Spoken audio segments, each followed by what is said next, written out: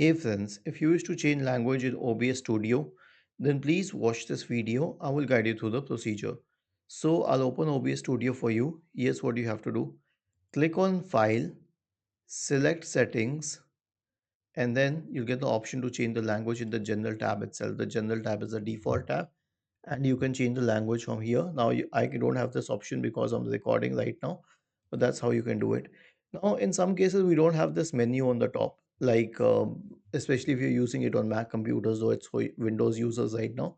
But in this case, here's what we can do. Click on settings in this pane here where I'm hovering my mouse, and when you click on settings it will open settings, and then you can change the language from here.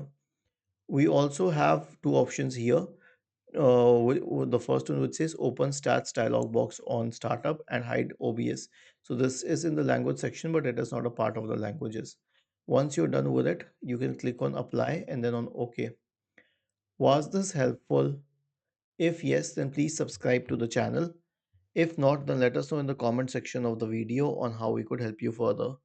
Thank you for watching this video and have a nice day.